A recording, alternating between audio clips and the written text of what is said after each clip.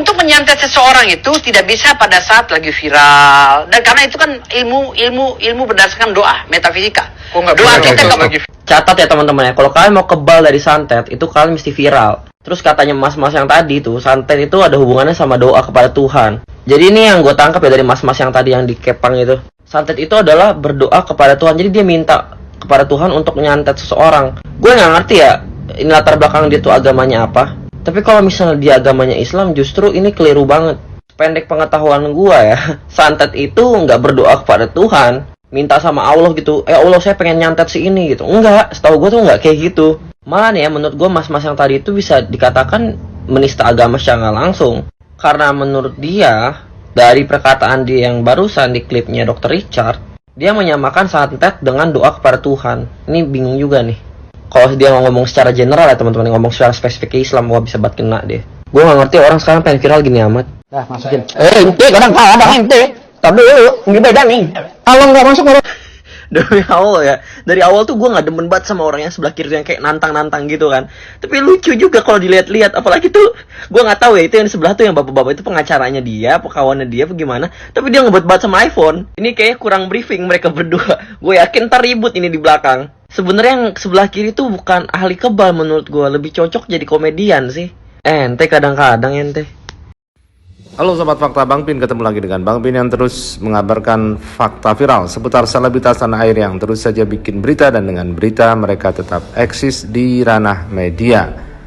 Seorang selebgram dan tiktokers yang dengan akun Seronaf mengomentari dan buka suara soal pengacara dari para dukun Persatuan Dukun Indonesia dan juga perseteruan antara Marcel Ladival dengan pesulap merah. YouTuber yang dulu dikenal dengan akun Inspektur Nguyen atau Kevin Nguyen, yang dulu juga seorang YouTuber yang cukup sukses, mengatakan bahwa apa yang dikatakan oleh pengacara Firdaus Oiwobo, pengacara dari para dukun ini, adalah sudah merupakan penistaan agama. Karena dia menganggap kalau santet itu harus berdoa dulu kepada Allah untuk menyelakai orang.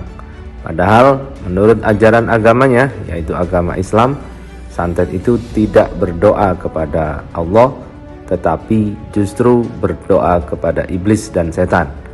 Inilah yang digugat oleh Inspektur Nguyen, bahwasanya apa yang dikatakan oleh pengacara dari para dukun Indonesia ini sudah merupakan tindak pidana pencemaran agama atau penistaan agama.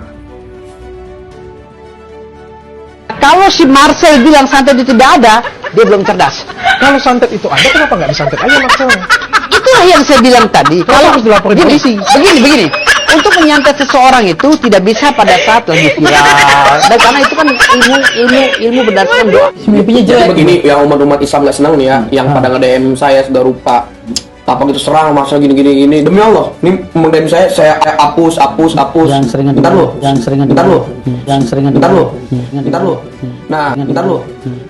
lu. Nah. Untuk menyantet seseorang itu tidak bisa pada saat lagi viral, dan karena itu kan ilmu berdasarkan doa metafisika. Doa kita lagi. Catat ya teman-teman ya, kalau kalian mau kebal dari santet itu kalian mesti viral. Terus katanya mas-mas yang tadi tuh, santet itu ada hubungannya sama doa kepada Tuhan. Jadi ini yang gue tangkap ya dari mas-mas yang tadi yang dikepang itu. Santet itu adalah berdoa kepada Tuhan. Jadi dia minta kepada Tuhan untuk nyantet seseorang. Gue nggak ngerti ya ini latar belakang dia tuh agamanya apa. Tapi kalau misalnya dia agamanya Islam, justru ini keliru banget. Pendek pengetahuan gue ya, santet itu nggak berdoa kepada Tuhan, minta sama Allah gitu. Allah saya pengen nyantet si ini gitu. Enggak, setahu gue tuh nggak kayak gitu. Malah nih ya, menurut gue mas-mas yang tadi itu bisa dikatakan menista agama secara langsung. Karena menurut dia, dari perkataan dia yang barusan di klipnya Dr. Richard, dia menyamakan santet dengan doa kepada Tuhan. Ini bingung juga nih. Kalau dia ngomong secara general ya teman-teman, ngomong secara spesifik ke Islam, gua bisa buat kena deh. Gue gak ngerti orang sekarang pengen viral gini amat. Jujur ya, sebenarnya ada ngeri-ngeri sedap sih buat ngomongin ini. Cuma gue yakin beberapa dari kalian ada yang punya asumsi yang sama kayak gue, tapi kalian gak berani buat luapin dan ngomongin, dan akhirnya kalian pendem sendiri. Ini perihal kerajaan yang ada di dalam Mabes Polri. Pak Mahfud udah sempet bahas sih soal ini, tapi gue pengen jelasin ke kalian soal asumsi yang ada di pikiran gue. Jadi kan kita tahu sendiri ya teman-teman, Ferdy Sambo ini kuat banget dalam networking. Dia aja bisa kong kali kong sana sini sama petinggi Polri. Ngerekayasa TKP dan pembunuhan terhadap anak buah sendirinya aja bisa. Gue yakin bukan cuma ini doang kejahatan yang dilakukan selama ini di instansi Polri. Nah, dalam melakukan aktivitas dia yang melanggar hukum ya teman-teman ya, itu kan butuh banyak orang dan butuh istilahnya banyak backingan kuat.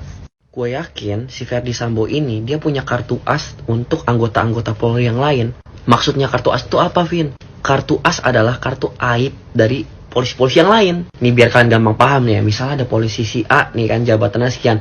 Dia pernah melakukan tindakan ilegal misalnya. Si Ferdy Sambo tuh tahu. Atau juga nih si polisi B pernah transaksi sama mafia minyak misalnya gitu kan.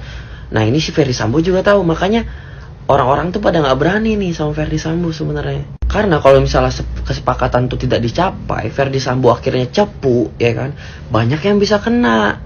Orang-orang di Mabes tuh banyak yang bisa kena oknum-oknum polisi yang jahat nih, yang bekerja sama Ferdy Sambo. Jadi gue rasa nih orang-orang jahat di Mabes juga lagi ketar-ketir nih oknum-oknum jahat kepolisian. Gue nggak tahu ya oknumnya 1, 2, 3, 4, 5 berapa, gue nggak bisa nyebut. Tapi gue yakin sih banyak. Kita lihat sendiri aja dari kasus Brigadir J aja yang langgar kode etik lebih dari 30. Apalagi ada kasus-kasus lain yang tidak di-show-up. Kasus-kasus lain yang gak ketahuan ke publik kebenarannya itu seperti apa, atau ada kebenaran ditutup-tutupi, misalnya kayak kebakaran Kejagung, KM50. Kan kita nggak tahu tuh kebenarannya seperti apa gitu kan. Apalagi si Ferdy Sambo yang ngurus tuh yang Kejagung kemarin. Jadi gua rasa ya, ini asumsi gua aja, mereka sedang bergaining nih sama Ferdy Sambo. Biar sama-sama enak nih, Ferdy Sambonya enak, oknum-oknum yang di dalam kepolisian juga enak, biar mereka nggak kena sama sekali. Biar kalaupun kena ya yang paling dikit lah istilahnya dampak, dan mereka udah mitigasi dari sekarang. Ini cuma asumsi gue aja ya. Ya gue sebagai netizen berhak berasumsi dong, apalagi gue lihat ya apa namanya Kadif Propam Polri kayak gini, apalagi yang lain. Kadif Propam Polri aja berani bunuh anaknya buah sendiri, hilangin bukti di TKP, bersekongkol dan lain-lain. Gue yakin banyak kejahatan-kejahatan di instansi Polri yang tidak tershow up, yang tidak ketahuan, karena memang sudah 86 dengan yang lain. Udah bagi-bagi kue. Jadi semisalnya kalau ada masyarakat dan rakyat yang curiga gitu, ada yang skeptis dengan Polri ya, mereka punya alasan yang jelas warga-warga Indonesia itu untuk skeptis. Gua harap ya itu di dalam badan kepolisian di Polri itu dibersihin semua yang kotor-kotor, sisain yang bersih. Kalau perlu dia rombak secara total biar isinya tuh revolusi mental, nggak omong doang ya. Putri Chandrawati alias istri Ferdy Sambo akhirnya ditetapkan menjadi tersangka, teman-teman. Dari awal gue udah emang greget banget kapan ini orang jadi tersangka. Masalahnya dia itu adalah salah satu pemegang kunci kebenaran kasus Brigadir J. Dan dia di sini masalahnya bersengkongkol dengan orang-orang yang lain, pada pihak kepolisian, kepada suaminya. Terlalu banyak yang ditutup-tutupi, terlalu banyak berbohong kepada publik, dan terlalu lama juga nih dramanya, udah larut-larut. Nih kalau di drakor udah episode ke berapa ini? Gue nggak ngerti apa yang diiming-imingi samanya Pak Sambo ya ke istrinya, sampai istrinya tuh mau ngikutin kemauannya. Karena kita tahu sendiri dia sebenarnya punya kuasa, seharusnya ya punya kuasa untuk menolak ajakan si Ferdy Sambo. Cuma mungkin karena Ferdy Sambo ini tegas dan galak jadi nggak berani kali. Gue masih belum puas karena menurut gue banyak banget oknum-oknum di instansi kepolisian yang masih bersekongkol dengan Ferdy Sambo yang seharusnya mereka semua itu jadi tersangka. Masa yang tersangka cuma sedikit doang? Dan yang menurut gue pribadi nih, asumsi gue pribadi masih banyak nih ya oknum-oknum di instansi Polri gitu kan yang bersekongkol dengan Ferdy Sambo.